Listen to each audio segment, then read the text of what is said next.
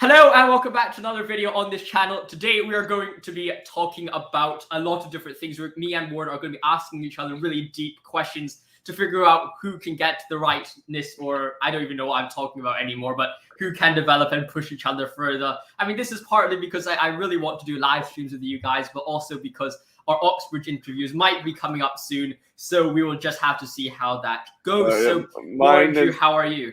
I'm good. Mine is coming up soon. I just received an interview offer today on the 8th of December. So partly this is a way to share our experience. Partly we're just doing it selfishly to grow each other, to practice our interview skills.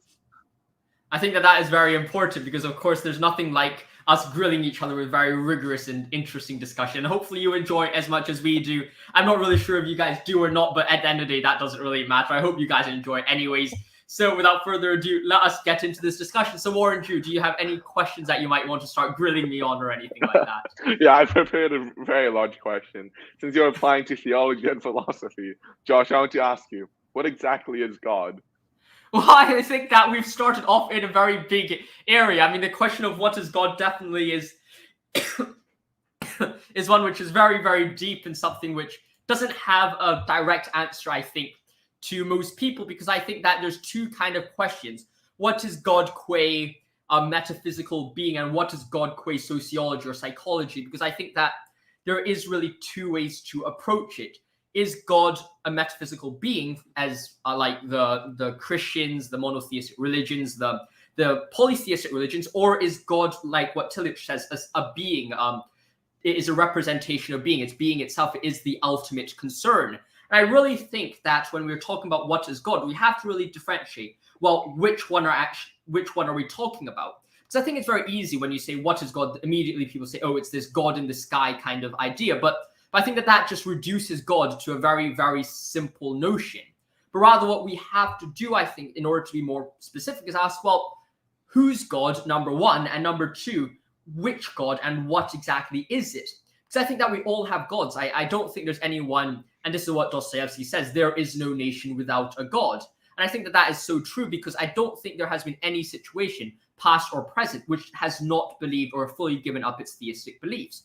And a quick illustration to this is that if you look at the current atheistic dialogues, a lot of them are like, oh, religious beliefs are old, it's outdated, it's in the past, it's by outdated tribes. But I don't necessarily think that is the case. I think religious beliefs is something which has stayed throughout time. For example, in the past, yes, it might have been the polytheism, monotheism, but now you can see in the form of atheism, there's a guide of a God as well. For example, in the secular states of the 20th century, you could say they very much had their own God, just that God was not of the similar type. So I hopefully this kind of, at least this foundational or this framework might be helpful for us to kind of leapfrog our discussion or push our discussion further.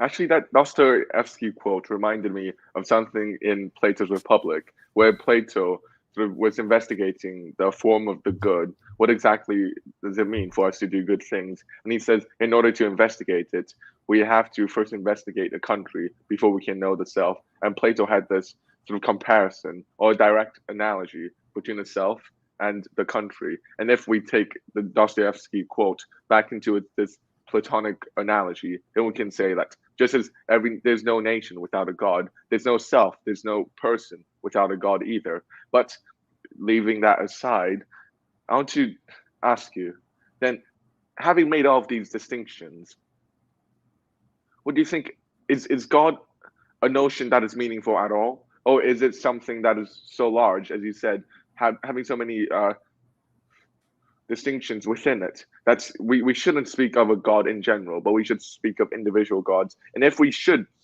and if the notion of God in this capital G way has any value, what exactly does it mean, and why should we use that word? Well, I think that to answer your question is quite a convoluted way to answer it, because I don't think there's a very straightforward way to approach it. Though I would think that, at least at face value, God by definition would be that of the greatest meaning, and that it is impossible to separate that of the greatest meaning with what we label as a God. Now, of course, this doesn't bring us any further than our previous discussion, because you still have a plethora of different gods. And I think that then we have to think about, well, what is that God and what relationship does it have with the people who believe in it? Because I think that when we're talking about religion and God, we have to talk about different categories. It is first the concept of the God as ultimate concern, or as God as a metaphysical being. I think those are the two main camps. And then under that, you then say, well, who is subscribing to who? And then you apply the what is God to the group which you understand. So it's kind of like, what is God? God is a metaphysical being, or it is the ultimate concern. Well, then with that in mind, you have to think, well, what is the God of the people who believe in it? And I think that is what we say Dostoevsky's God is, because not Dostoevsky's God, but what he means when he says there is no nation without a God. And I think that your idea, or you're tying in with the Platonic idea of the country, the understanding of the cultural context, the societal context is very important. However, I think that Dostoevsky would perhaps disagree with it in the sense that, yes, it is true that all countries have their gods, but at the same time, the reason for why every individual has their gods comes from the similar structure as a country, even though the similar human being does not have belief in a god just because of the country having a belief in the god. So in some sense, it is the way how we view a country having a god is a similar relationship with the human directly with a god, but not the human through the country has a god. Mm-hmm. I think that's right. Well, so you made this distinction between God as a metaphysical being and God as the ultimate concern. I guess one question would be, what is the difference between these two? Because one may argue that the ultimate concern is itself metaphysical. Or what is the connection between the two? And what do you mean by the ultimate concern? Can you elucidate that a bit more? And to make the last comment, why should we care about a concept that is so metaphysical as God? Why should we care about these kind of metaphysics? Some people will criticize, saying, you're just talking voodoo, Josh, when you're saying God is the ultimate concern. Why are we even using religious language? Why don't we just call that thing the ultimate concern rather than calling it God? Well, I think that the reason why we call the ultimate concern God is because we do not have a further understanding or a further word to use apart from ultimate concern. I think that there's this question of, do you call it ultimate concern or do you call it God? Because if you describe, or if you ask anyone to describe their ultimate concern, it immediately falls into religious connotations. You can't talk, I don't think, about a Soviet's kind of respect towards Stalin, or maybe a Nazi youth about admiration towards Hitler without bringing in religious terminology. Great adoration, great respect, great admiration. All these terms, I think, are so laden or heavily focused with religious terminology that it's almost impossible for us to separate the two together, because I think that the religious kind of idea since the beginning of time was to understand what it meant to explain that inner sense of the divine that we all have. Now to develop maybe your previous two questions further, maybe let's talk a bit about kind of why is it important to talk about the nature of God, maybe. Or I think if we're talking about, well, why must we talk about the nature of God, and it's not and why instead of it just being some metaphysical nonsense? Well, I think that the first response to that is precisely because we are not empirical beings. I don't think, I mean, we could talk about empiricism, we could talk about the physical world all we like, but I would say it's very, very clear and it's very, very evident that none of us in this world live on a purely physical plane. Even if it could be demonstrated scientifically that our experience of love is nothing but a chemical reaction, even if it could be demonstrated that there is no morality, that the physical world is all that there is, I still don't think that would change a single way about how we act in relationship to morals, our love for each other, our care and guidance for each other. And in that similar sense, I think that is precisely the importance of the metaphysical within our lives. Is there necessarily a powerful argument for the metaphysical? Yes, or maybe no. I don't necessarily think that it's necessarily a very logical, or at least a syllogistic argument that we have in front of us. But I don't think that at some degree, I don't think that is necessary when we all live based on that value. And I think that as long as we live our lives based on a certain value and cannot escape said value, there is practically no distinction between that and a very strong argument. And in fact, I will prioritize that living out that standard in our lives as a stronger argument than that syllogistic argument itself. Do you have any ways? I think a response to this would be, what you're saying, it seems more like you're deluding yourself than actually giving an argument. So your argument is like, well, we cannot escape metaphysics because we not only live on the physical plane, but we have all these emotions and all those concerns. And even if it is shown that these concerns are nothing but, I don't know, chemical reactions, we shouldn't care about it. We should sort of ignore it, bracket it aside, and just go on with our lives, still investigating about these metaphysical issues, even if it's proven to be able to be reduced to simple physical occurrences. How would you answer this objection of you just lying to yourself in order to maintain a certain sense of coherence? Well, I wouldn't necessarily say it's completely lying to yourself, because I think to lie to oneself is to say that I am believing to myself that what I am believing is not true. But then if you look at the situation, you look at the kind of the nature of what you say, perhaps assuming that maybe these things are nothing but science or nothing but a few chemicals. The question is that do you really believe that it is true? Or do you really believe that it is true that your belief in religion or your belief in that sentiment is indeed false? And I wouldn't say that that is true, because in order to lie, you must first believe that the lie you're telling is an untruth. But then you can't even get to that stage when it comes to love, because even though you can say that we have all the evidence that love is nothing but this kind of chemical composition in our brain and that you can make someone love someone, despite all that evidence, I don't think it is practically possible for someone to say, well, yes, that is what is true, and now to believe otherwise is untrue, because I don't think you could even get to that stage yet, because the fact that you're still acting in a certain way would be predicated on the belief that you still don't believe that is true. So it technically, by definition, cannot be a lie.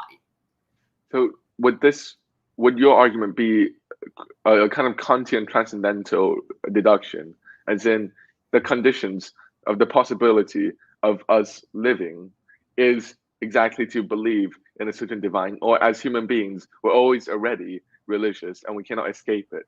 Therefore, a certain scientific reductionism fails exactly in refuting the existence or the human being on which the knowledge of this scientific understanding stands. Would that be your argument?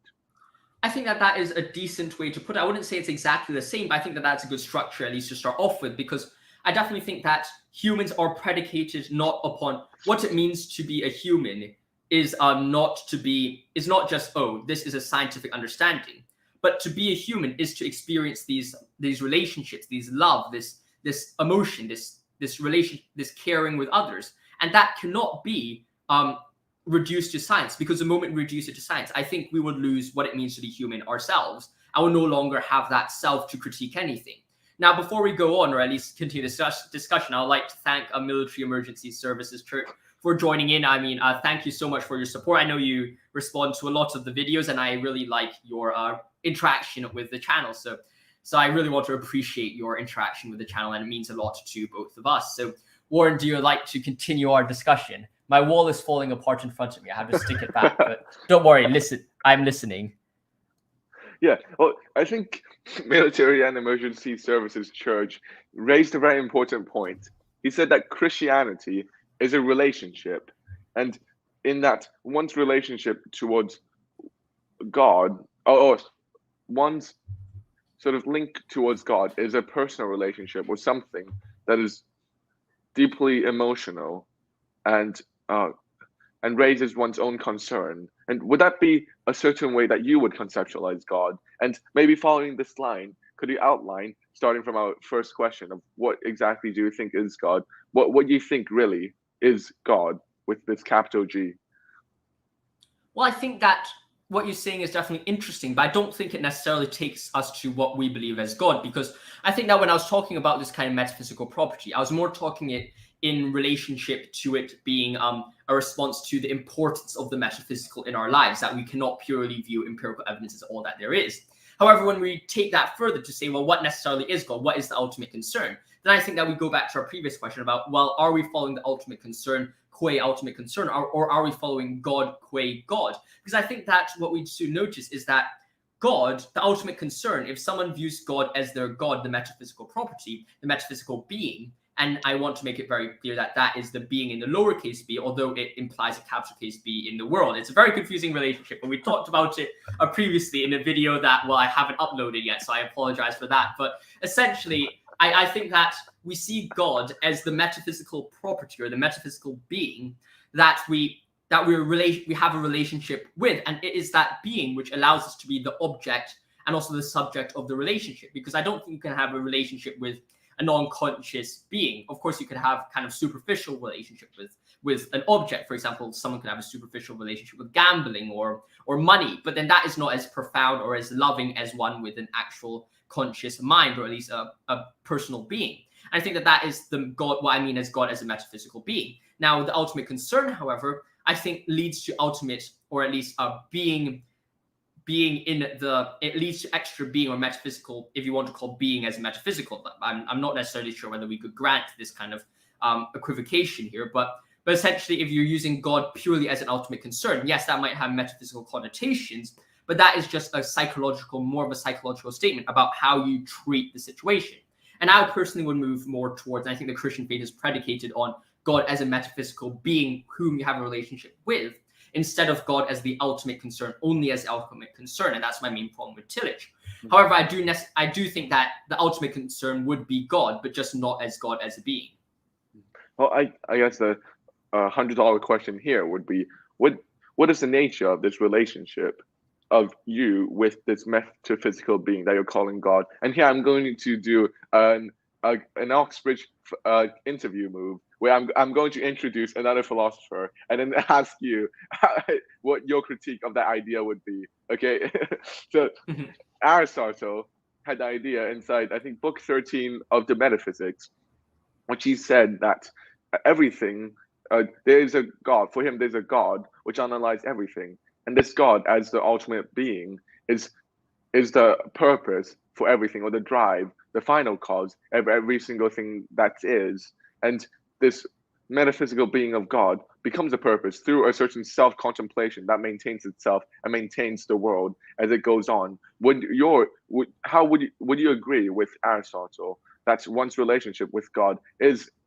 this relationship of a thing driving towards a final purpose, and the God being one's final cause? And what do you think about his argument about how God also drives everything else inside the world, outside of human beings? So can animals have a relationship with God, or is it limited to human beings?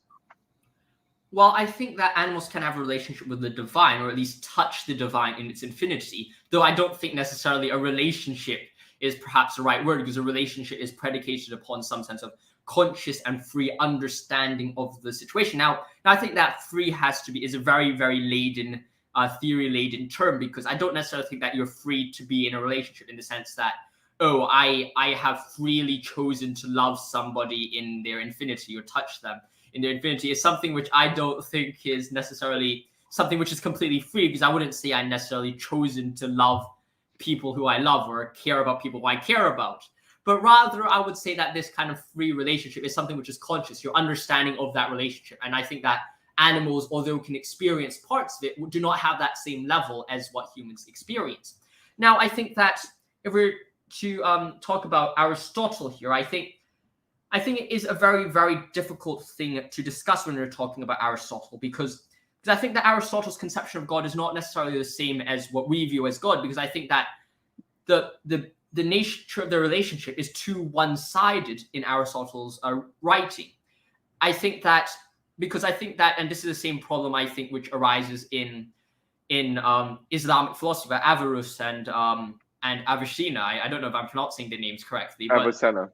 Avicenna, yes. But I think that the main problem is that perhaps only looking at God qua the argument, what you notice is that God becomes nothing but a power of causation, or a power or relationship of causation in the world, which I think is a reduction too far, perhaps, and that the relationship with God is more of a personal relationship where God is immanent and acting in the world, and we are constantly having this relationship or understanding of the divine within us.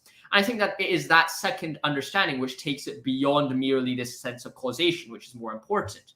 Now, this is not to say that Avicenna has this kind of, does not develop it further, because I do think he does, and the same with Al-Ghazali, but it's just saying that we cannot reduce God that we have a relationship with to the God of the arguments, because I think that there is a bit of a gap between the two. Mm-hmm. Well, it seems to be the great Christian innovation right? To turn from an abstract God that's just thinking about itself, a supreme intellect, into a God that you can have a personal relationship with, and as you said, immanent in the world with oneself. But I think this raises almost a contradiction of, or at least if not a contradiction, a problem of how exactly can one, as finite being, have a relationship with what is infinite, and how can that be a relationship in itself? Because, as you said, animals cannot have a relationship with God because animals are not conscious, and relationship, I think, at least presupposes a certain equality between two members. But how can human beings be equal towards God, who is completely infinite? And as you said, care and love also presupposes a certain inequality inside. So how can we care and love being or God? Well, I think that here lies a very interesting or subtle difference, because I think that what we notice is that it does seem at face value that there's a problem. However, of course, Warren's gone to get some water or something along those lines. But I think that in reality, what we notice is that the reason why the man can interact with the infinite is because the infinite comes down to earth as a finite being, and not as a finite being to reduce themselves, but rather as a form of man. And that's the role of Jesus Christ, to allow a personal relationship with the divine. Now that's not to say the Old Testament people did not have a similar connection with God, because I think that what we saw in the Old Testament is that man in the beginning, in the garden, or at least in a symbolic sense, had this personal relationship with the divine before the fall. And I think that perhaps solves most of the problem, though at the same time, I think that God shows himself both via an immanent and finite being in the world, the God-man of Christ, but also as a calling, this capital case B being, which I think that we experience in the world of responsibility, of that duty, and of that guilt. And I think that is how we interact with a God, even if the finite doesn't exist. Though I do think the finite exists now. Mm-hmm. Again, I think the problem has been partly solved, but again, not really. In that, how can God, as infinite being, come down as finite man? That's the other question that perhaps one stumbles across when one tries to follow Christianity. What would your answer be? How can God, infinite, become Jesus, which is an infinite and finite combined together inside a single person? Because I think that what we notice is that there's a qualitative difference between the finite and infinite. Because I think that when we're talking about the finite, we're very much talking about the physical finite. But when we're talking about God, we're talking about a metaphysical infinite, in the sense that the world is such, and then God is beyond, and that beyond is the infinite. And I wouldn't say that God is beyond is God, because I don't think that necessarily makes too much sense, or at least doesn't fit too well with theology. But rather, I think maybe a better characterization would be more something along the lines as God is that which is beyond, or not beyond, but above the world and in the world, but in a metaphysical sense, in the sense that what we see as the physical is found inside, in some sense, inside the metaphysical. And I'm not necessarily sure how I would be able to explain this well in analogy, but maybe how you could say is that the metaphysical is the water, the H2O in the ocean, and the physical is the salt within it. It's dissolved and it's found within it. And in the same way that the water can have influence and manipulate, and I'm not using manipulate in any negative sense, but can manipulate the salt in the ocean. And in the same way, God can enter the world from that metaphysical substrate and come into the world if needed. I think that is perhaps a bit of a distinction. And of course, there is the question of the temporality of God. Is God temporal or timeless? Because very easily, if God is timeless, then how could the timeless interact with the temporal? And I think that the way to answer that is, well, God was timeless sans creation. And when creation started, he became temporal to enter and have a relationship with the world. Okay, so the moment of creation is a moment of schism between the beginning of time. Mm-hmm. And I guess another question I would ask you is, I still don't really understand this interaction between the finite and the infinite within Christ. So Christ has a certain materiality and corporeality. Well, would the matter of Christ, in the strict sense of the physical part of Christ, be immanent or be part of Christ, or can it be separated from Christ? Because if it's part of Christ, then it seems like, at least according to a lot of Neoplatonic Christian interpretations, it would be corrupt. Matter is of a lower substance than the intellect or than God. But if it is not, then this still seems to be a contradiction, because there is a focus inside the Bible on the body and on corporeality and on Jesus as incarnate inside a person. And I'm just wondering, how would you reconcile these two viewpoints? Well, I think the Neoplatonic viewpoint of the body as corrupt is something very, very fascinating, because I think what it touches upon is precisely that sense of guilt, qua the failing of responsibility, or the failing of response to the responsibility that we all experience, and as that we experience guilt. Now, I think that what we do then notice is that, well, where does that guilt come from? It is due to the failing of the responsibility. But then you can imagine Christ as God stepped into man form, has become finite through his physical nature, the physical limitation. He was killed, he was maimed, he was tortured. But also at the same time, despite having those limitations, also became, how would I say it? Also was guiltless and was not corrupt, precisely because he fully fulfilled the responsibility that he had in the world, and is therefore not guilty. So there is the balance between the two situations, which I think is found perfectly in Christ. The man who has come down to earth and has fulfilled his duty fully, and yet man, Christ the finite, as the person being in the form of man. Okay. Well, according to this, I'll throw out my own interpretation, and I'm wondering what you would think about this. It seems that Christ would embody a certain ideal of the finite, or what a finite being can be or can become. And what a finite being can become, as shown in Christ, is to achieve a certain infinity or a certain divinity in being absolutely good. And to take this and relate this to our original question, it would be that somehow the divine requires a certain finality in order to be divine, or the infinite cannot be the infinite by itself. It has to be the finite growing into the infinite. The infinite without the finite is insufficient and incomplete. Would you agree with this statement? And I think this is why Christianity so emphasizes on the incarnation of Christ and the finality of Christ. When you say that this is pointing to a certain sense in which the infinite cannot be perfectly infinite without the finite growing into it. Well, I wouldn't necessarily say that it is some sense of metaphysical nature that the infinite must have the finite. However, I do think that it is more fulfilling, or perhaps more profound indeed, to have that finite aspect of nature as well as the infinite, because I think that part of the relationship with God is precisely because the beauty of it is precisely because it is the finite touching into the infinite. And I think that this is perhaps another interpretation of the phrase "beauty shall save the world," and this is not necessarily the correct interpretation. At least I've completely separated it from its Dostoevskian context.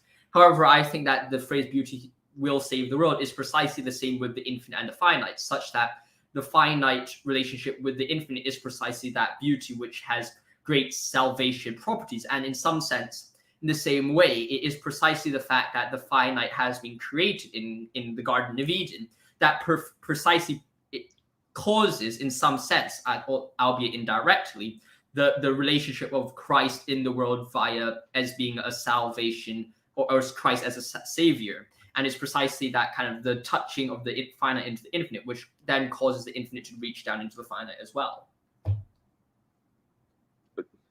Well, going back to the Eden story, it does seem that it is the fall after the eating of the apple, which the serpent said it will make Eve and Adam God, that enables the divine to manifest through the human by making us finite and flawed. And perhaps this is an interesting point supporting what you're saying. And another very interesting theory I've read recently is that somehow God, the creation of the world, is not a contingent event of God just having a whim to do it, but instead God needs to create the world because he is so perfect that he has an innate capacity to create and generate something. And to relate these to your question, would you say that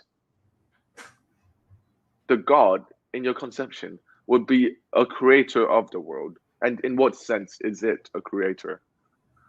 Well, I think that God is going to be the creator of the world, at least from a metaphysical standpoint, because I don't think the world can possibly come into being without a creator itself.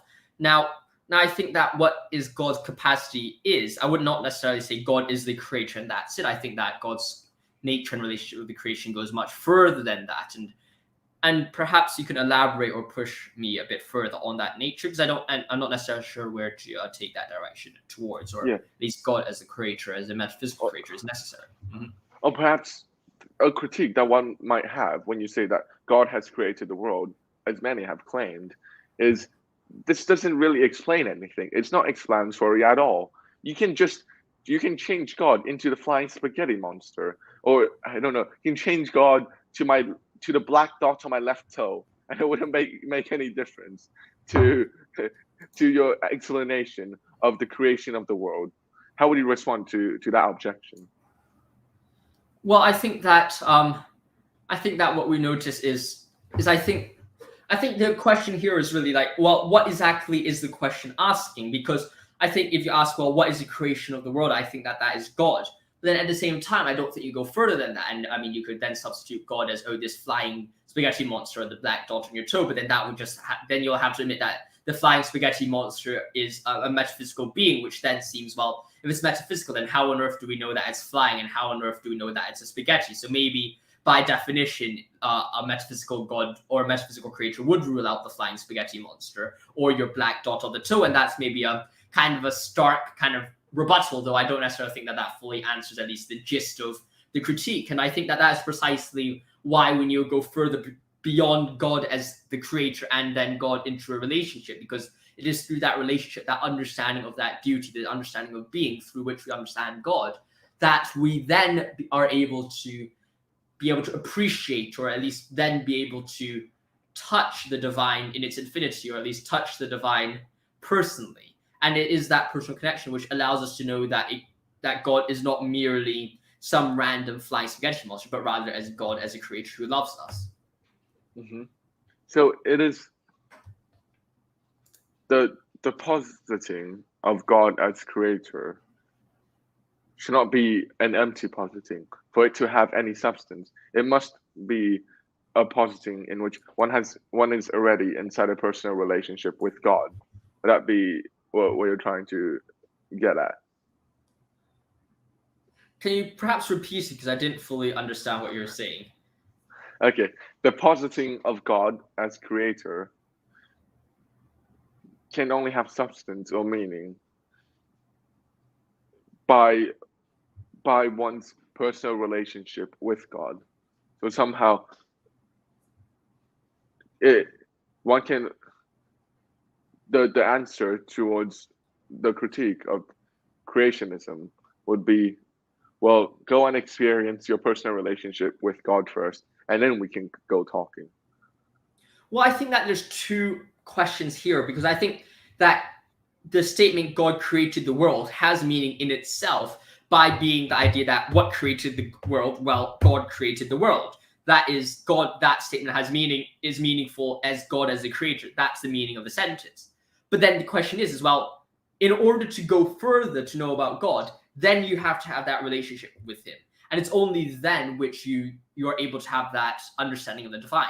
And I think that the problem with the critique here is precisely the fact that it asks too much of the former question of what created the world, or did God create the world?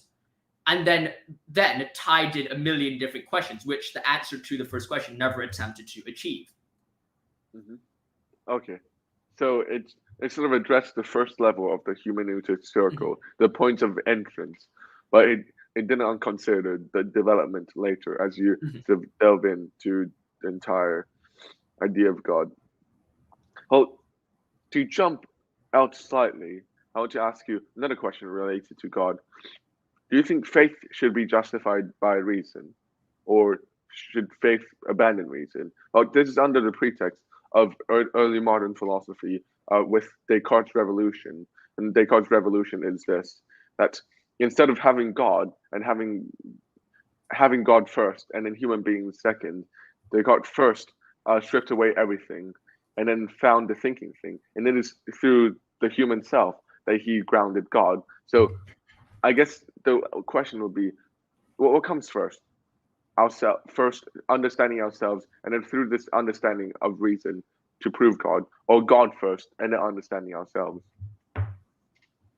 Well, I don't think there's necessarily a correct answer here, because I think that faith can exist with or beyond reason. And I want to say beyond instead of without, because it seems to suggest that when you say without, it means it's unreasonable, which I don't necessarily think that it's something you could grant, because I think that faith by definition is reasonable to hold. And instead of thinking about, well, is it true or not, I think that that's a completely different question, because I think that there's times where certain beliefs are not true, but are reasonable to hold. For example, 90% of all existentialists have absolutely no truth behind what they classify as meaning, but they just say, well, I'm going to hold it anyways. And I will say, well, maybe that's quite rational to you. Well, I don't think it's unrational, because I mean, what's the alternative to not creating false meaning for yourself? Well, maybe that's nihilism, and if worse, kind of suicide and depression, as seen in kind of Dostoevsky's Kirillov, or some sense of radical kind of Sartrean, well, not Sartrean, but Camus' reading of Sisyphus. So you have the radical kind of problem if you do not accept this kind of sense of basis on the lack of truth. So I don't necessarily think that reason is necessarily the right judgment we should stand here, because I think it is going to be reasonable either way, but rather, well, do we need to justify faith? I think that is perhaps more interesting question that we have to answer. Okay. So your answer would be that reason and faith can coexist, even though faith can go beyond reason. And well, I want to pick out a line that you said before. You said that faith by definition is reasonable. What do you exactly mean by that line? Well, maybe by definition isn't the right sense, but rather faith by its nature as being faith is reasonable. Because I think that, and this goes back to the existentialist premise in the sense that man can create his own meaning. I don't necessarily agree with it, but I think that if we start off, well, I think that you have this situation. You have the atheist, and then you have the Christian, the theistic view and the atheistic view. The theists say faith is reasonable because, of course, God exists. I mean, I don't think a theist can believe that God does not exist. That would be a bit dodgy unless you're a Christian atheist. But then by definition, then you're no longer a theist. However, if you look at the opposite side and you say, well, you're an atheist, well, what exactly does an atheist do with his life? Atheism, by definition, means that the atheist who lives, by definition, means that he has meaning in his life. Otherwise, he wouldn't be living. Now, where on earth do you get that meaning from? He creates the meaning. Well, if he creates the meaning, then surely you can create meaning out of nothing, and that is itself a reasonable pursuit. And then flip that around, then, well, you can apply that same reasoning. That creation of meaning is itself the ultimate good.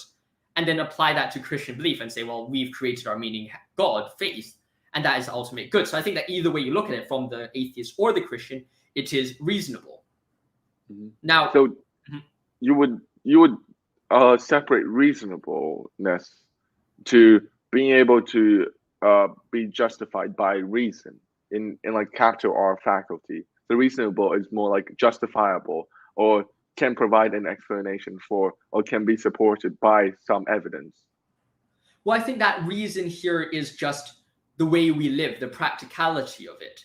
Because I think that justified does seem to imply some sense of truth, some sense of justification. Because if I want to justify my belief in the book, I can't just say I have faith in the book. By the way, if you want to get this book, you can check it out in the link below. But if you want to get a faith, if you want to have reason, then I think that reason is a broader scope than justification, because justification needs arguments, whereas I think some things can be reasonable without having any arguments for it.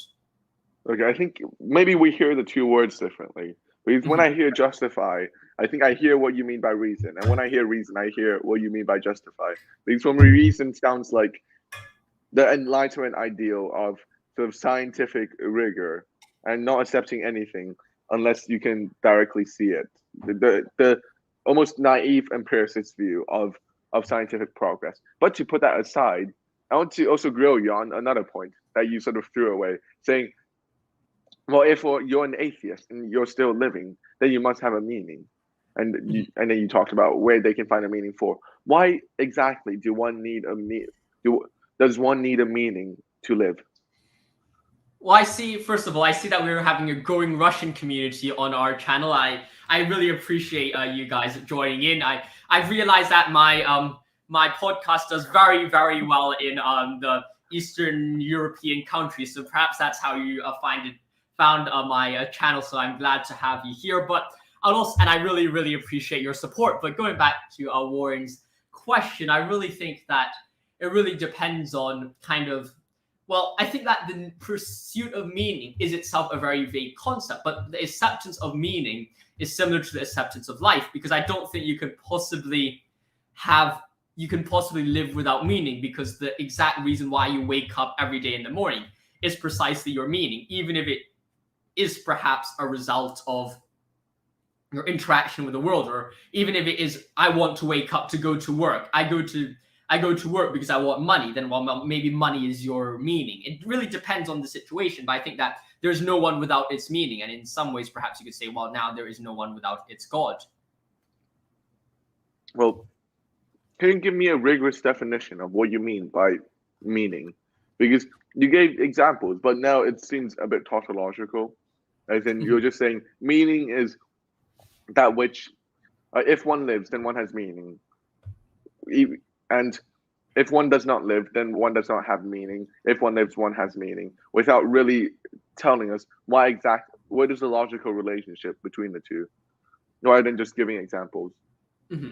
Well, I think that the relationship between one's life and one's meaning is precisely the idea that if you are alive, if you are living, then I think that to define meaning is to define what is one's goal, or what does one find purpose in. And I don't necessarily think that there's much waste or how I can possibly define it better, because I think that meaning is one such word that it is kind of like God, as in the sense that it has so many different forms for each individual person. But I think that meaning is the drive of life, and not necessarily the ultimate concern, but it is a concern. And just to use Tilichi in terms of my maybe clear up, meaning is both the preliminary and ultimate concern, and to understand one is to find or experience it through the other. Okay. How does meaning link with desire? Because one can say that one may not find something meaningful, but one may still desire it.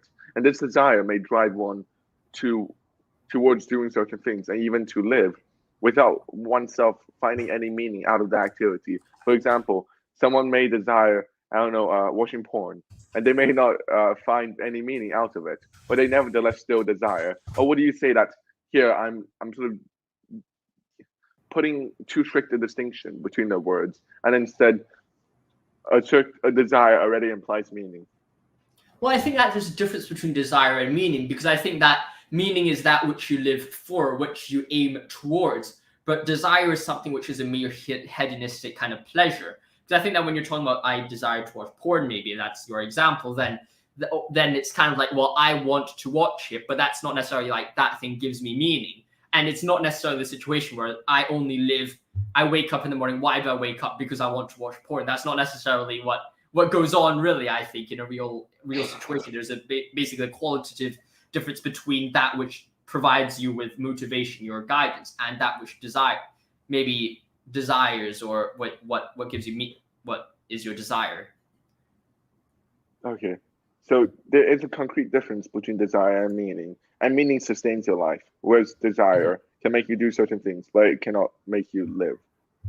Would that be the difference? And well, I still want to push you further in this distinction between meaning and desire.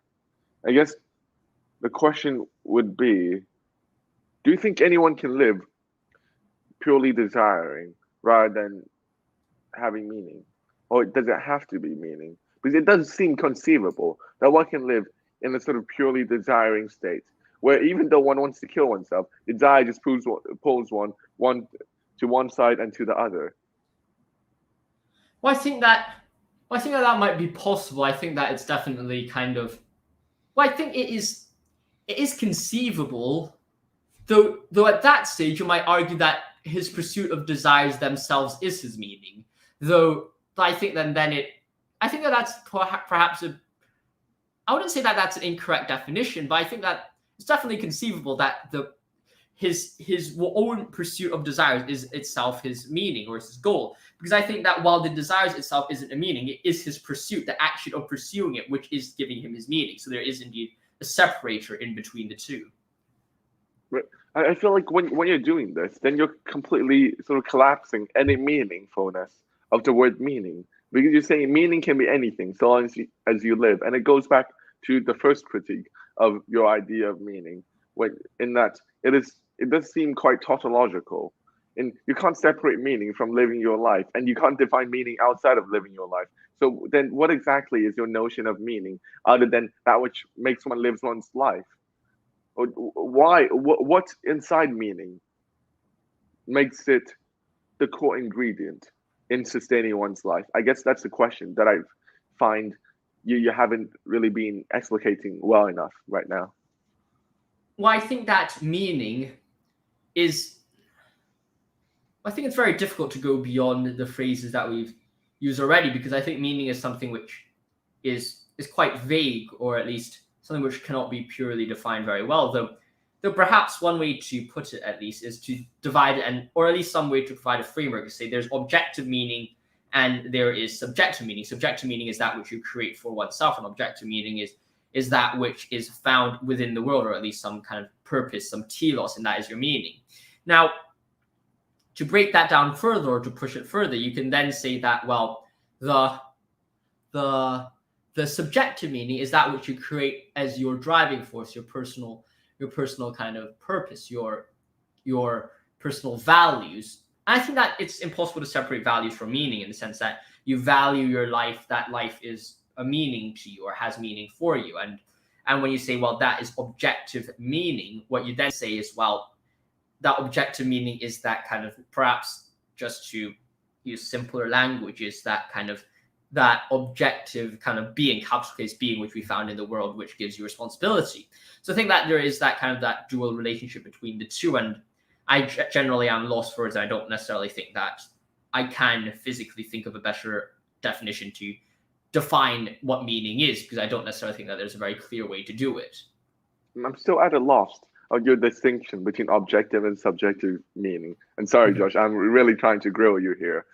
You said that in subjective meaning, it's the meaning that you create for yourself. What does it mean when you say that it's the meaning that you create for yourself?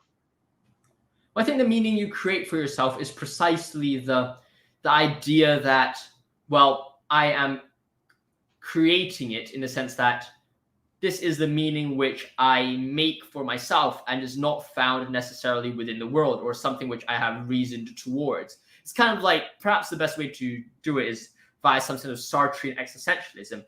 There is no God, everything is permissible. That is a starting point of existentialism. That's perhaps the starting point of where we understand subjective meaning. It's the idea of the creation of meaning out of nothing, and that of oneself. That is kind of the subjective meaning which is important, and that's perhaps the best way to illustrate it. And I'm if you're putting subjective meaning in such a way, then I'm again at a loss with what you mean by objective meaning. Because you say you're defining subjective meaning against the meaning that you can find objectively inside the world. What does it mean to find a meaning objectively inside the world? Because it does seem meaning only exists inside our head. Then how can it also be inside the world? Is meaning just floating around inside the world somewhere, and we just see it, or how exactly does it manifest itself? Well, I would say that meaning, what we're talking about here, is perhaps it's definitely not some sense of physical property. I'm not saying that you can perhaps do like a hypothesis kind of litmus test on the air, and then suddenly you get a positive litmus result for the existence of meaning. But I would rather say that the meaning is something which is intrinsic, innate within you, and that's why the best example for meaning is religious meaning, where you find it within the nature of the world, perhaps, or you find it within not necessarily the nature of the world, but rather the relationship with the divine, and it's through that divine where you find your meaning. And that's why I say it's the capital case B, because that is perhaps the best way to understand it. It's the responsibilities, it's the calling, it's that feeling of guilt and that fight against the angst, which is precisely the meaning. And I think that is perhaps the only, or at least the best way to view that, or that objective meaning as. Okay, let me push you even further. You said that meaning is what you find within you, or something innate. Well, what does it mean for meaning to be innate or within you? Which part of you is it meaning within? And what exactly do you mean by this spatial metaphor of meaning within oneself? Well, I think that meaning within oneself, or that meaning within you, is definitely not some sense of, oh, you've now grown a new organ, hence called meaning. I definitely don't think that's what we mean by meaning within you. And as a result, your idea of a spatial metaphor is precisely correct, because it is a metaphor and is not like exactly in the world. Now, I think that when we have kind of this statement, or at least this situation, what we then notice is that meaning, that location, or that nature being within you, is just to say, well, you have that intrinsic purpose or that intrinsic value within you. And that it is that intrinsic value which then allows you, or at least provides you with some property. Now, another thing has fallen off my wall. This is greatly unfortunate, but I would say that this meaning, this other type of meaning, perhaps is not within you in the sense of course, it's not spatially within you, but rather is within you in the sense that we all have this purpose. We all have this kind of meaning, which we can experience through self-reflection and inspiration via connection of being within us. Because I think that when we talk about being, Heidegger talks about being, it's not this kind of, we all have being physically and we can measure this being. In the same way, this being that I'm talking about, or this meaning, or this innate meaning, is a similar way of Heidegger, who says, well, this meaning might not be excuse me, but I think that this meaning that we're talking about, my entire wall is falling down in front of me. I would like to show you this devastation of a wall. Look at that; it's slowly falling down. I've been making it slowly as a wall, but it's slowly been falling down. I've put like double-sided tape, and it keeps on falling down. It is a bit absurd at this point. I've stuck it on like 5-6 times already. I've had it stuck on like last night, and when I got home the next day, like all of the things have like fallen off, and I'm like, what can I do now? But you've stuck like those recording tapes on the wall, yeah. Right? But that's pretty cool. Yes, indeed. But going back to the discussion on meaning, I think that we have to view it as some sense of Heideggerian sense of being, and that's perhaps the only way to understand it, because I think that meaning itself cannot be physical in the same way that being cannot be physical. Rather, it's something found within the world. Okay, let me throw out another question. So some would say, answering to my question just then, that meaning is within one's soul, and it is so that resides one's meaning, one's value, and one's purpose. Would you agree with this characterization of the soul? And what do you think is the soul? Do you think the soul exists? And what is the soul's relationship to God? Well, I think the soul is something which is very difficult to understand. And I think that the soul can be illustrated as such, or at least the meaning is found in the soul. And perhaps that is the inner the soul you can perhaps characterize as the inner connection to being in the world. And maybe that's what you want to define the soul as. Though I suppose in theological terms, the soul is precisely that which is beyond, or the soul is precisely that which is your identity, which is found within you, but it's not a physical idea. It's kind of perhaps the question of the paradox, or not paradox, but the problem with thesis is shit. It's kind of like, if all the parts of you change, would you still be the same person? And I will say yes. And maybe that's identity, maybe that's being. But then also at the same time, you might say, well, yes, that is your identity, and also that soul kind of plays a part in it. And it's like, well, if your entire body disappeared, your soul will still remain as this metaphysical kind of property, not in the sense that you're conscious as a live human being in the world physically, but rather it's something which you could say, well, and I think this ties into the theology of heaven as well. It is precisely that nature which would be emanated or appearing in heaven instead of a physical body. Mm-hmm. Okay, I got 3 questions for you. One is, you said that the soul is one's inner relationship to being in the world. What do you mean, again, by inner here? And what do you mean by being in the world? But to put that aside, let's go back to also your notion of the soul. You have the notion of the soul as a sort of metaphysical entity. And some would say that you're talking voodoo again. And some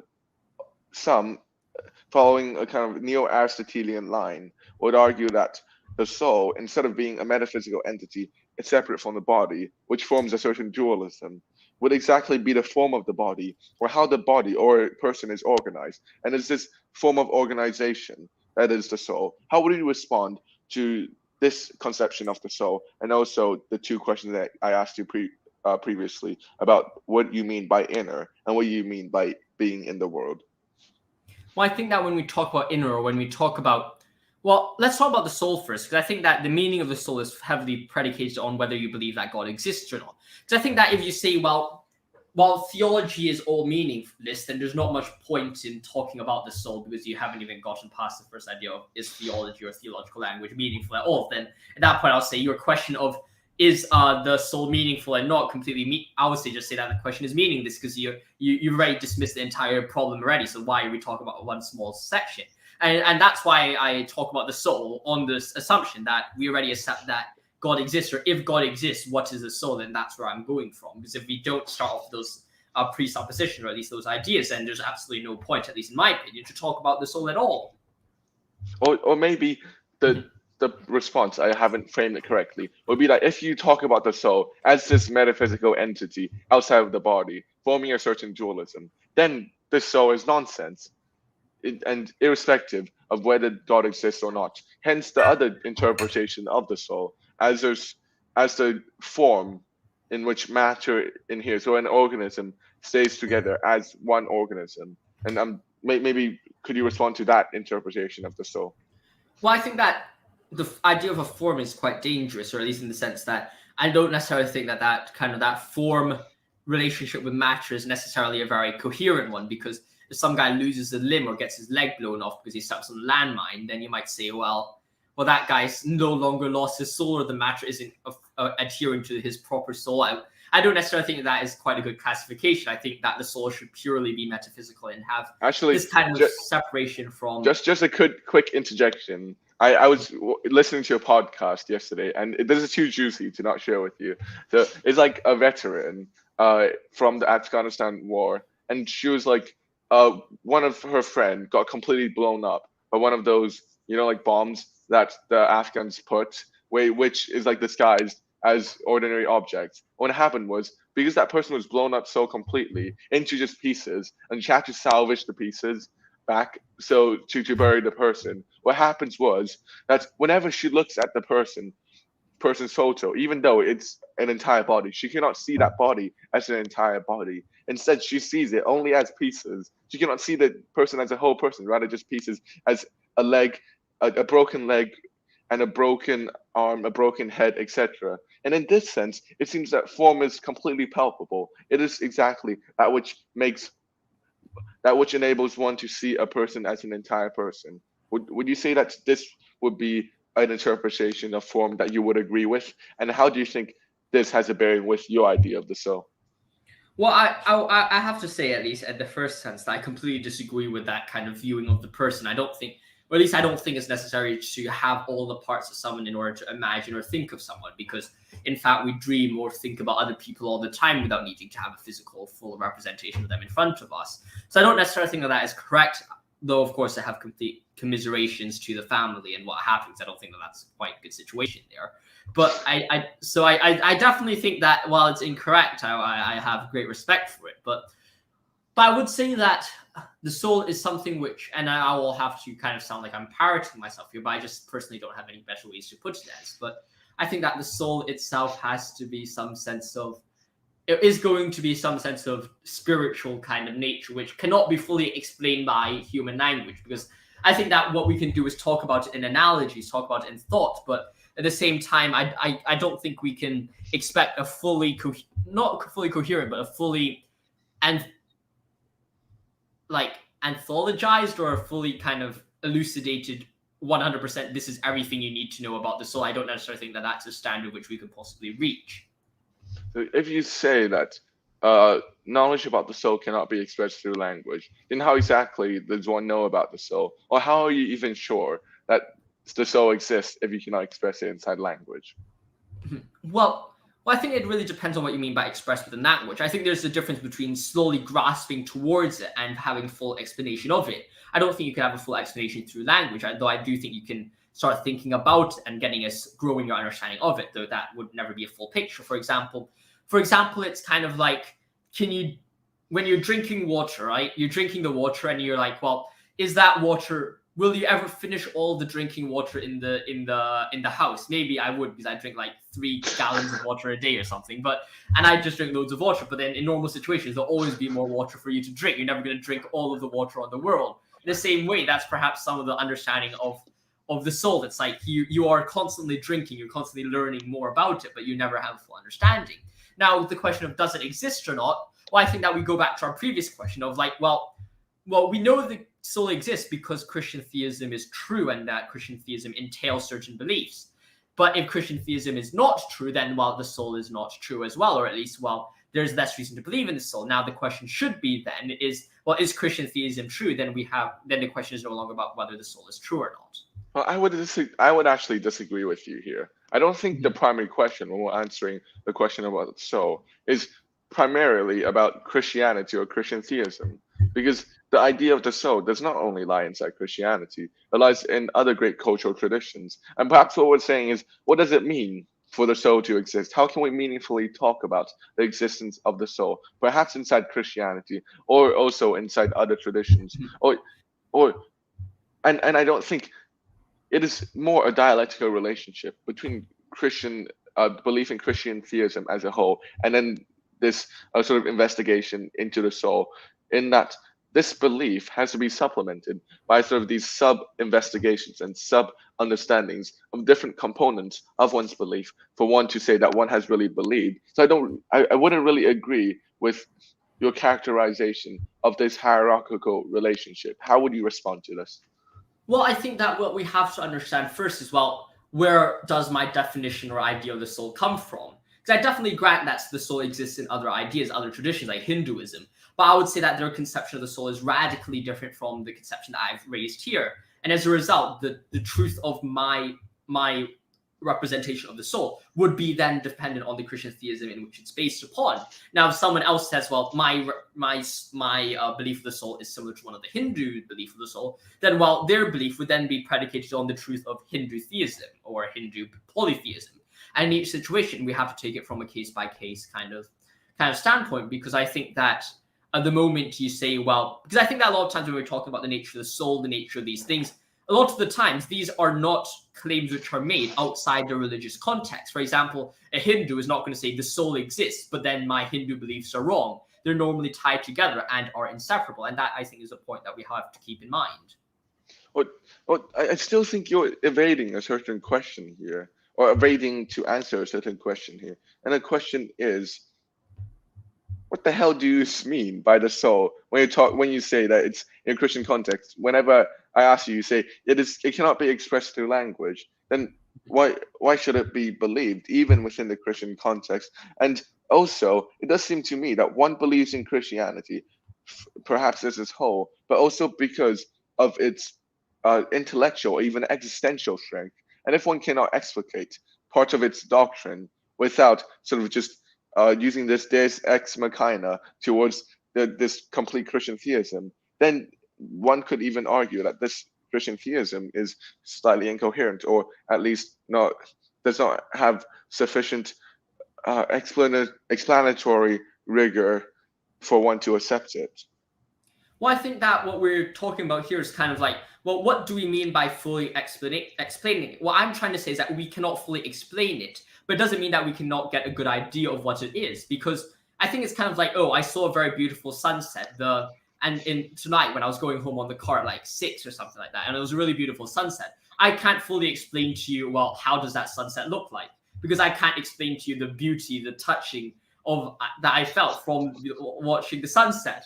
And in the same way, like, that doesn't mean that you stop believing that the sunset exists. Like, I think there is a level in all experience that we cannot fully explain it. But I think we are working towards an explanation to just give each other an idea of it.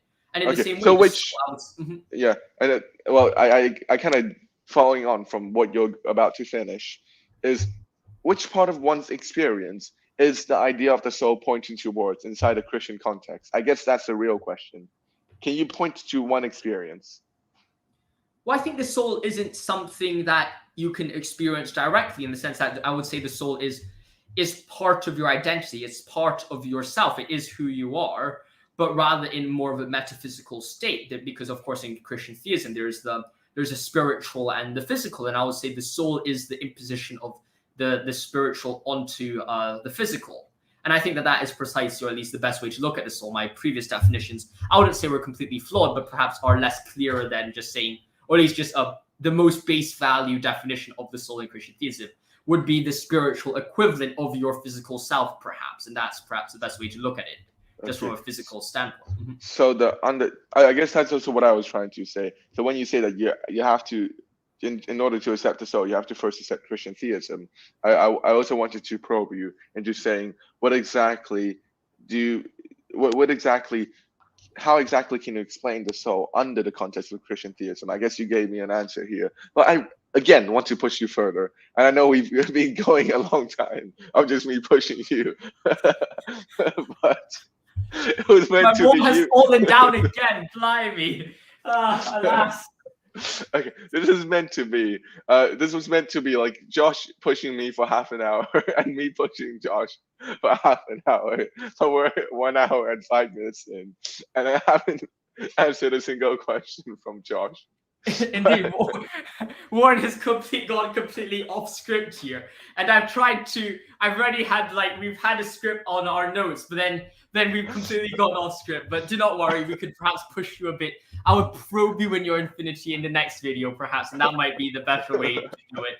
But we could continue our discussion for now, and we'll see how it goes. Okay. The last question. I think you can probe me in Kierkegaard and repetition, because I think that wouldn't take so long as the soul, as this just long tangential discussion that we're having here. But the last question to have is, I guess it's a very large question. What exactly do you mean by the spiritual and the physical? What do you mean by the soul as the spiritual counterpart of the physical? It doesn't make sense. But I think that precisely this is why I say that you have to accept Christian theism to understand anything.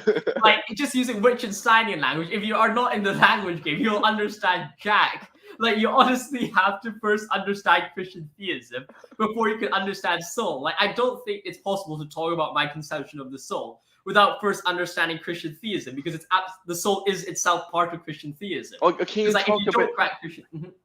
you talk a bit about your conception of the soul? Or how would you explain it outside of just, I guess my question was just asking you to add more explanations on top of this spiritual physical distinction and how you conceptualize this spiritual physical distinction. Okay, so I'll start with Christian theism, because there's absolutely no other way, I think, to possibly explain this via. But first of all, there's the spiritual, as in God, as in the angels, there's the demons, and now this sounds like an absolute mobile game or a movie, but is that what's happened in Christian theism? There's this God, the angels, and the demons, and that's a spiritual world living on top or integrated within the physical. It's kind of like God, the metaphysical, within the physical. You could view the spiritual as maybe a metaphysical thing, or whatever, honestly, however you want to claim it, there's this metaphysical influence. And as a result, this kind of, in the same way that these angels and demons exist, you have a soul which is part of that spiritual world. And to explain this, or at least in more layman's terms, or in more pop kind of culture kind of senses, you could think about the ring wraiths in Lord of the Rings. They're physical beings. They have like a cloak. They could wear clothes. But if you put on the One Ring, you see them in their spiritual sense. They have a crown. They look as a bit like a freaky kind of king kind of character, and that is kind of perhaps what you're thinking about the soul. And I honestly can't think of any other way to explain it to you apart from just this explanation.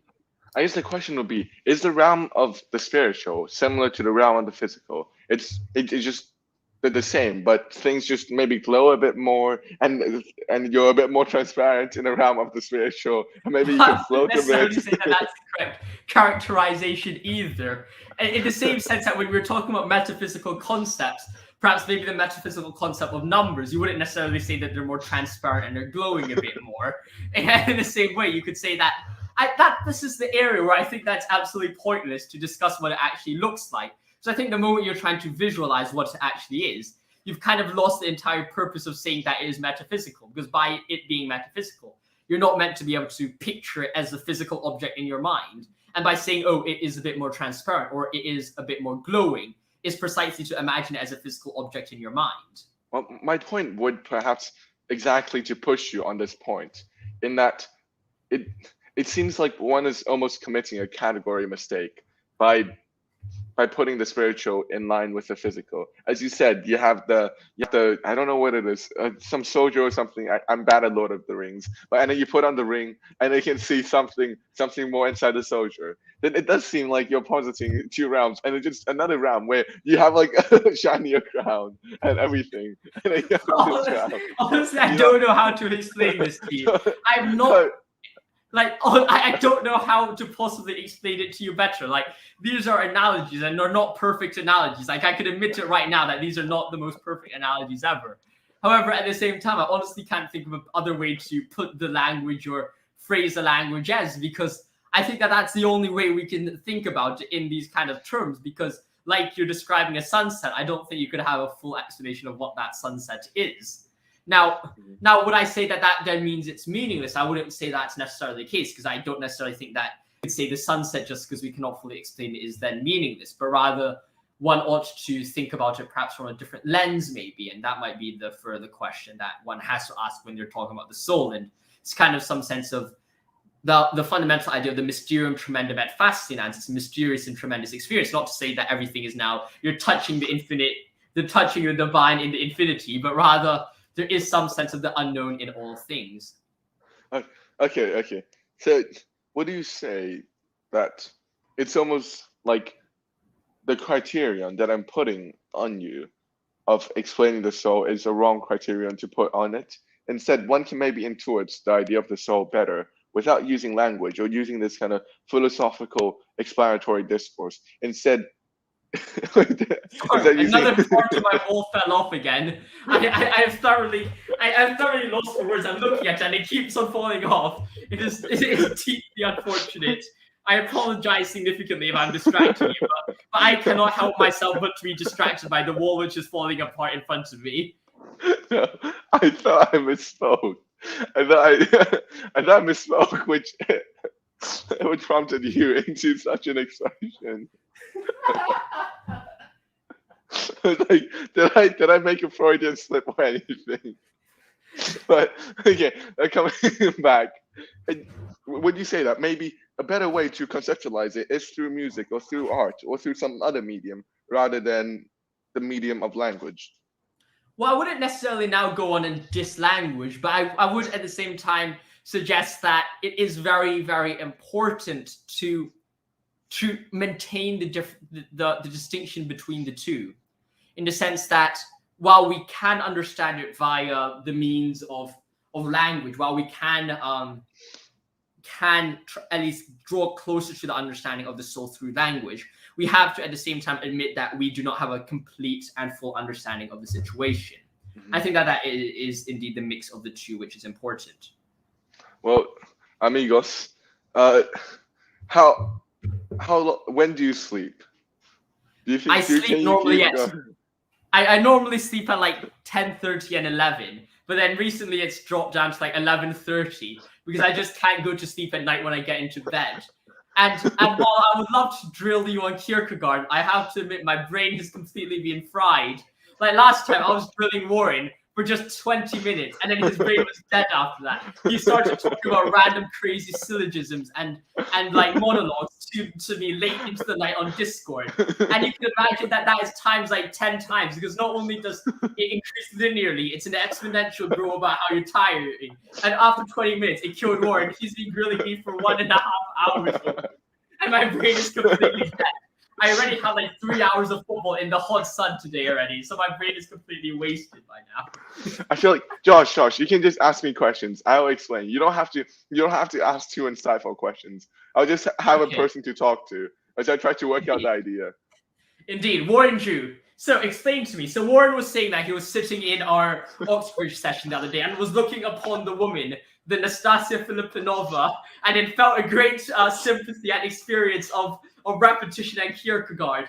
Explain to me about it a bit more. While I go get his scissors, I will hear you. Okay, I think it is 1 hour and 40 minutes more into the video. So probably no one from the school will be listening to this portion. So I'll begin. Well, so I've been struggling to understand an idea by Kierkegaard called repetition. He wrote a tiny book on it, which is like 100 pages, and it is impossible to understand what he means by repetition by that book, which is just called repetition, precisely because he he doesn't frame it as a philosophical treatise that tells you what repetition is and all of its manifestations, but as Kierkegaard normally does, he puts it in the narrative. And he gives a very tantalizing 5-page description of what repetition is. And I think partly it's because he himself doesn't really know what repetition exactly is, like Josh. So, like Josh on the Soul. So he couldn't really expand it further more than 5 pages. But what he briefly said about repetition was basically this: his concept of repetition is the is a complement to the Greek concept of remembrance. To recall, Plato had the idea that all knowledge is remembrance, and Kierkegaard said this situates oneself in relation to the past, and it is always looking back. It is retro. It does not create anything new. And for Kierkegaard, and this is something that I was trying to figure out, a repetition of the same thing could lead to newness. And this is just, I think there's something to Kierkegaard's idea that repetition of the same can exactly be an engine for newness.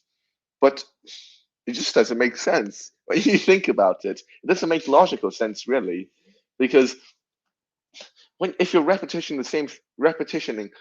the the same thing as what happened before, then how can anything new be created? And well, this is what I was trying to figure out. Kierkegaard, I think, gave 2 examples of repetition. One example is the night Abraham in Fear and Trembling, which incidentally was written basically in the same time as Repetition, and they're almost companion books. And in Fear and Trembling, Abraham waited for the repetition of his son Isaac, and his son first had him. He sent his son away and waiting for God to send his son back when he was before he wanted to kill his son. And another example that Kierkegaard gave was Job struggling against misfortune. And he had the belief that everything will come back and come back more than all that he has suffered. But, and I was trying to figure out the phenomenology of repetition. Then, Josh, are you here? I'm here. I'm just sticking my wall together, and I don't think you'll want to look at my groinal area while I'm sticking it up. Because when I stand up, the camera perfectly pictures that area. So I'd rather remove myself. No, it's fine. It's fine because I'm coming to the core of the story about the moment where I realized repetition. So I was constantly shrugging through this idea for like the past 3 weeks, just thinking, what the hell can Kierkegaard mean by repetition, which creates something new? And I had an almost divine experience, I would say, inside how we had an Oxbridge meeting, for anyone who didn't know, where the teacher was just briefing us on school mock interviews. And then there was a girl whom I have a crush on for like 3 years, just sitting, I think, in an L shape diagonally to the right of me over there. And as usual, I think she was always very tired and sleep deprived, and then like lying on the table, and then sort of just doing this the whole time as the teacher's talking. And it brought me back to a moment at the end of year 11 where, because exam was cancelled, uh, we just had all kinds of random activities. And one of the activities I had, and I have to say, this is part of my dark history, where I would track the activities that the girl signed up for and then sign up for them myself. And one of the activities was, I think, science documentary by, of course, the world-renowned Mr. O. And and we were watching a documentary on physics. The girl came in like halfway through. I was just sitting inside the documentary room. I was like, "Wait, why is the girl not here?" On the sign-up sheet, it said that she was here, and then she came up halfway through the documentary, and then somehow there was just a spare space next to me because I was sort of anticipating the arrival. And then she came in, sat next to me to my left, And then again, she was doing the exact same gesture 2 years before of her lying down like this, because I think she's always sleep deprived. And she's got her long hair and everything. I don't want to sound like a creep, but I think I already do. I think I already do. Do not worry, dear viewer. Warren Chu is not a creep. He is one of the most honorable men I know. So he's definitely not creeping out over the girl. The girl does the same towards Warren Chu as well. Not that I know of, but perhaps that's probably what the girl does about other people as well. So who knows? So I don't think that is a one-way kind of situation. Do not fret. And I felt a complete repetition. There's almost a feline nature to the girl. I don't know why that I associate a sort of lazy feline nature that radiates out of her person, which which repeated within me, and that was the moment that I think I almost grasped the phenomenon of repetition. And the phenomenon of repetition right now, I think, is this: what one is repeating is not the repetition of the exact same thing, but it is the minimal difference between the repetition of the same and its impossibility. And it is this gap between the repetition and its inherent impossibility that creates newness. And in this case, it will be this: I still experience the same thing. I experience the same lazy, feline, beautiful, you can call divine, sublime experience. Just feeling the radiance of of the girl, for lack of a better expression, or phenomenologically. And that was what I was thinking about also. That was another discovery when I had of sort of the spatiality of the world. It's not a spatiality of just linear matrix. Instead, somehow when you look at the phenomenon of another person, there's a certain nearness that occurs out of care, or a radiance, or even a sort of force that pulls one over, that is different from the traditional conception of spatiality. But coming back to repetition, the repetition, to reiterate, is a repetition of the minimal impossibility for something to be the same. It is the very experience of the sameness and its distance towards a difference that creates a repetition and creates newness. And I think this occurs inside comedy, because you know, things are funny not because we don't expect them, not because partly because we don't expect them, but there are things that are repeated again and again and again, and they become funny through the repetition, as as like Josh sort of constantly standing up and putting down the thing. It's funny the first time, but it becomes more and more funny the second time and the third time. And I think it is funny. I don't know. I feel like this again has something to do with the phenomenon of repetition. I don't think I'm making much sense, because I don't really understand what repetition is still. But to give another example, and maybe Josh can help me after I give this last example. I felt a repetition just in looking at Josh's bewildered face. It's a repetition of sort of King Lear, of the bewilderment and utter abandonment of King Lear. I saw it being repeated inside Josh, and it is this repetition of the spirit, with the minimal difference of this impossibility of repetition of King Lear 500 years ago, a character inside a Shakespeare play, and Joshua Yen right now, looking at his broken wall rather than King Lear with his kingdom, with his lost kingdom, and his sons betraying. Oh no, not sons. His children, daughters betraying him, and this is the difference within this repetition that allows something new to occur, if that makes any sense at all. Which I think that what you're touching on is very interesting, this idea of repetition. But I'd like to push you further. Do you think this repetition is some sense, especially the kind of like the funniness of things? It's kind of like, it appears to me this repetition is some sense of the similar being, but different embodiments of that being. And I'm not sure that makes sense at all, but do you think that is a possible way to phrase it? Like being revealed in different ways? it's almost a revelation of the difference between the universal and the particular. I think perhaps one can say it like that. Or, oh, well, I think the classical comic scene will be sort of a rich person walking on the street, and then a sort of uh, has very high self worth and all happy with oneself, and then steps on to a banana peel and then falls over. It's funny because there's the universal type of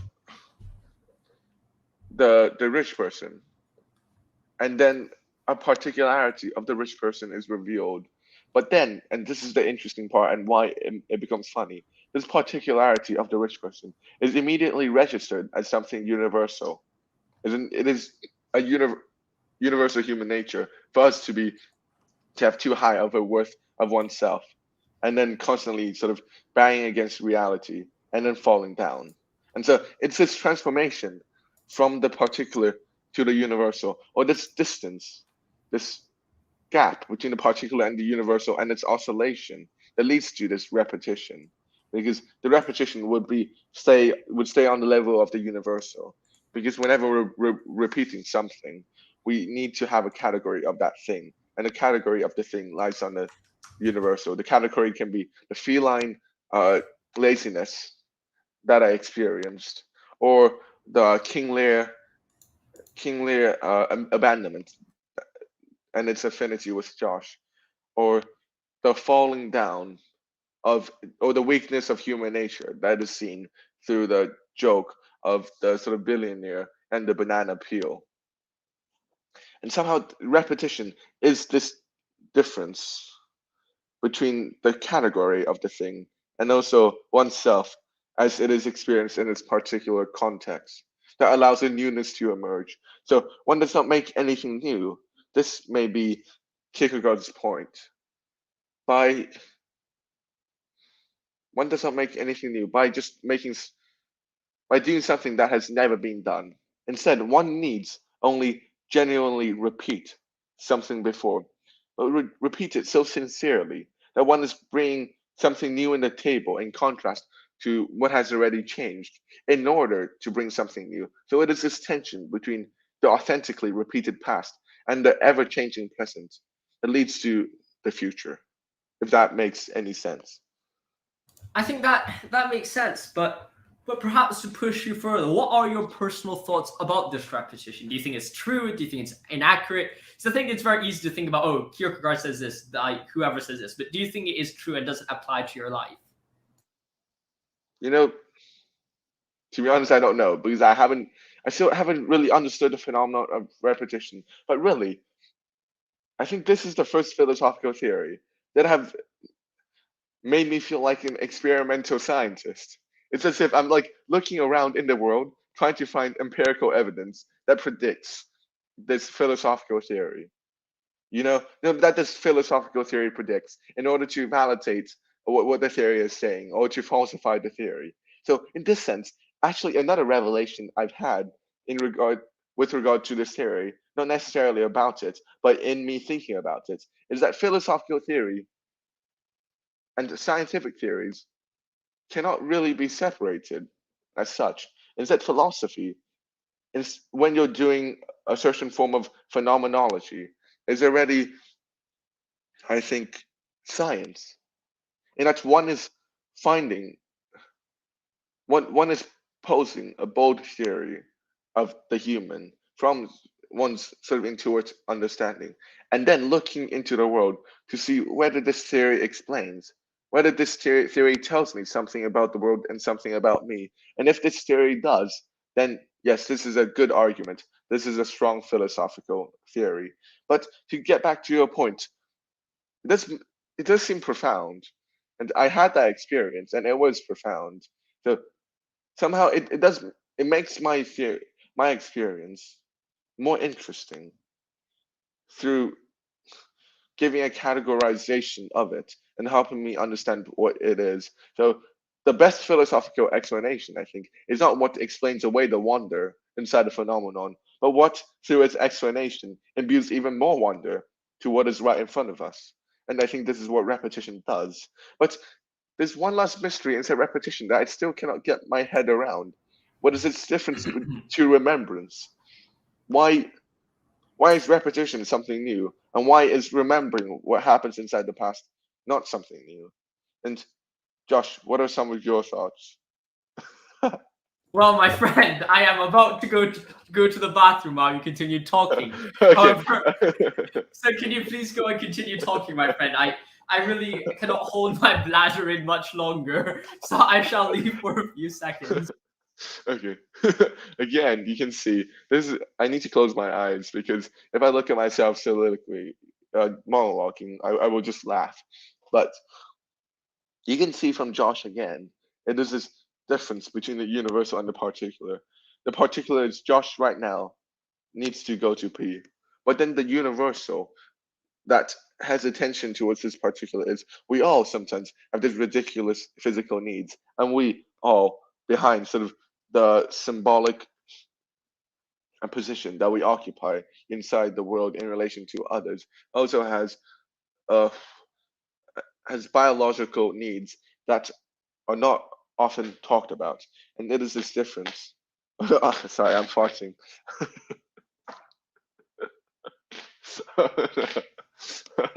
I am emitting a ton of gas. Sorry, just as I'm talking about the difference between the particular and the universal. Oh my god, it sounds so bad.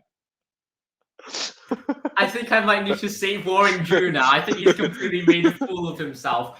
And like normal, the deputy head boy has to save the deputy head boy. So in this situation, my friend, I think a natural question. I think we perhaps should not push you further about repetition and particulars. I think that you have made quite an interesting kind of breakthrough, right?